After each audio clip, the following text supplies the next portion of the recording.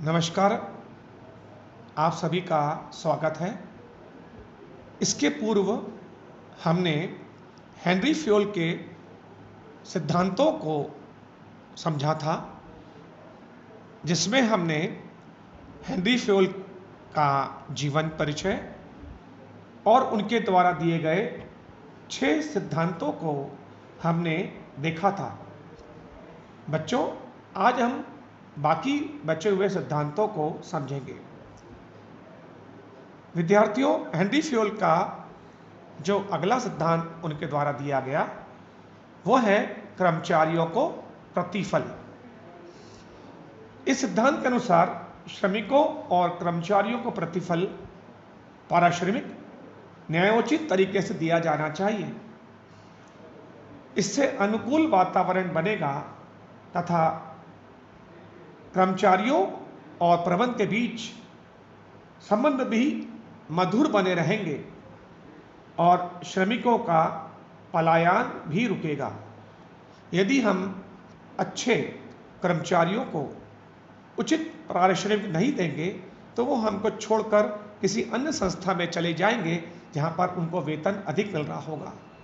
अतः प्रबंधन को कर्मचारियों को पारिश्रमिक, उनका प्रतिफल उचित दिया जाना अनिवार्य है।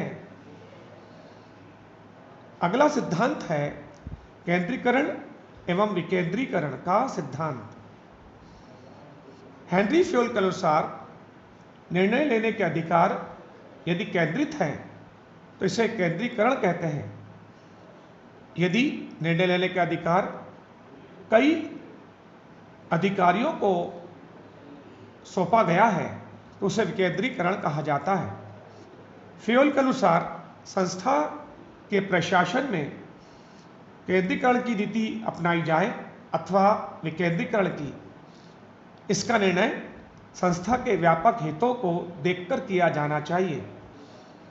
अति महत्वपूर्ण और संवेदनशील मामलों में केंद्रीकरण को और सामान्य मामलों हेतु विकेंद्रीकरण को अपनाया जाना चाहिए। विद्यार्थियों, अगला सिद्धांत है संपर्क श्रृंखला का सिद्धांत, प्रिंसिपल ऑफ स्कॉलर चेन। इस सिद्धांत के अनुसार उच्चतम अधिकारियों से लेकर निम्नतम अधिकारियों के बीच संदेश वाहन रेखा बिल्कुल निश्चित होनी चाहिए।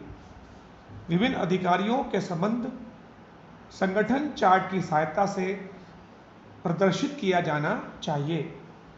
यह सिद्धांत यह बताता है कि अधिकारियों एवं अधीनस्थों के बीच अधिकार और दायित्व का प्रत्यक्ष भाव होना चाहिए तथा संदेश देने व लेने का मार्ग बिल्कुल स्पष्ट होना चाहिए ताकि कोई भी अधिकारी सत्ता श्रेणी का उल्लंघन न कर सके। उदाहरण के लिए, यदि एक अधिकार रेखा में ए, बी, सी, डी और ई 5 व्यक्ति हैं और कोई संदेश ए से ई के पास पहुंचाना है तो यह संदेश ए से बी के पास, बी से सी के पास, सी से डी के पास तथा डी से ई के पास पहुंचाया जाएगा। यहाँ मुख्य बात यह है कि किसी भी पद या सीढ़ी का अनदेखा नहीं किया जाना चाहिए। हेनरी फ्योल ने सोपान श्रृंखला के सिद्धांत को दोहरी सीढ़ी द्वारा स्पष्ट किया। यदि चित्र में दर्शाए गए विभिन्न कर्मचारियों में से मान लीजिए एफ को पी से संपर्क स्थापित करना है तो सोपान श्रृंखला के सिद्धांत के अनुसार एफ को पहले ई, फिर डी, फिर सी, फिर बी के पास जाते हुए ए के पास पहुंचना होगा। फिर वह ए के पश्चात एल, एम, एन, ओ से संपर्क स्थापित करते हुए पी तक पहुंचेगा। इस प्रकार एफ को पी से संपर्क करने के लिए 9 पदों का सहारा लेना होगा, तब इस सिद्धांत की सार्थकता सिद्ध होगी। परंतु यदि कोई आकस्मिक परिस्थिति है, केवल उस दशा में F सीधे P से संपर्क कर सकता है। यदि वो ऐसा करता है तो उसे समतल संपर्क कहा जाता है। अगला सिद्धांत है बच्चों, व्यवस्था का सिद्धांत। फ्योल के अनुसार अधिकतम कार्यकुशलता के लिए लोग और सामान उचित समय पर उचित स्थान पर होना चाहिए, अर्थात प्रत्येक वस्तु के लिए एक स्थान तथा प्रत्येक व्यक्ति का भी एक स्थान निर्धारित होना चाहिए। इससे व्यवधान उत्पन्न नहीं होगा, समय व्यर्थ नहीं जाएगा एवं उत्पादकता और क्षमता में वृद्धि होगी। अगला सिद्धांत है समता का सिद्धांत। हेनरी फ्योल के अनुसार सभी कर्मचारियों के प्रति निष्पक्षतापूर्ण व्यवहार प्रबंध को करना चाहिए। सभी कर्मचारी प्रबंध के लिए एक हैं। किसी भी व्यक्ति के साथ धर्म, भाषा, जाति, रंग आदि के आधार पर भेदभाव नहीं होना चाहिए। प्रबंध के लिए सब बराबर हैं।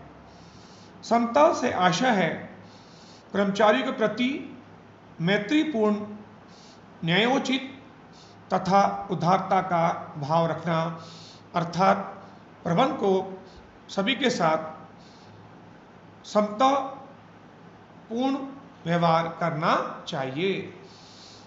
बच्चों, हेनरी फ्योल के द्वारा जो अगला सिद्धांत दिया गया वो है कर्मचारियों की उपयुक्तता। फ्योल के अनुसार कर्मचारियों का चयन एवं नियुक्ति उचित और कठोर प्रक्रिया द्वारा की जानी चाहिए, जिससे केवल उपयुक्त कर्मचारी ही नियुक्त होकर संस्था में आएगा। ऐसे कर्मचारी का चयन न हो जो कार्यों के लिए उपयुक्त नहीं है। अतः चयन सावधानी पूर्वक होना चाहिए और जब एक बार चयन हो जाए तो उसको नियमित रूप से बनाकर रखना चाहिए, क्योंकि बार बार ऐसा करने से अनावश्यक खर्च भी होता है और ख्याति पर विपरीत प्रभाव भी पड़ता है। अगला सिद्धांत है पहल क्षमता का सिद्धांत। योजना के सुधार और विकास के लिए प्रत्येक कर्मचारी को सुझाव देने, पहल करने हेतु प्रोत्साहित किया जाना चाहिए। इससे कर्मचारी नए नए आइडिया, सुझाव प्रबंध समिति को प्रस्तुत करेंगे। इससे उन्हें सुधार करने, नए उत्पाद बाजार में लाने में सहयोग मिलेगा। जो सुझाव, जो नया आइडिया सर्वश्रेष्ठ हो, उन पर प्रबंध को इनाम भी दिया जाना चाहिए। इससे कर्मचारी अभिप्रेरित होंगे और अच्छे अच्छे सुझाव प्रदान करेंगे। उनमें पहल क्षमता का विकास होगा। विद्यार्थियों, अंतिम जो सिद्धांत हेनरी फ्योल द्वारा दिया गया वो है सहयोग की भावना।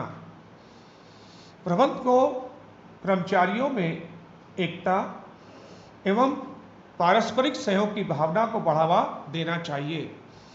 इससे समूह के सदस्यों में पारस्परिक विश्वास एवं अपनेपन की भावना पैदा होगी।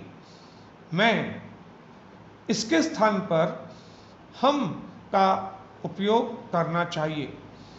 सब एक के लिए और एक सबके लिए इसका विकास सदैव करता रहना चाहिए। इससे सहयोग की भावना का विकास निरंतर बना रहेगा। संस्था में मधुर संबंध बने रहेंगे।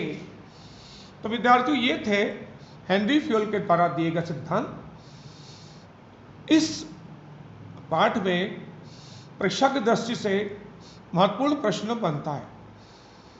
ये प्रश्न इस प्रकार के हो सकते हैं जैसे हेनरी फ्यूल के सिद्धांत बताइए या सोपान श्रृंखला का सिद्धांत समझाइए। धन्यवाद।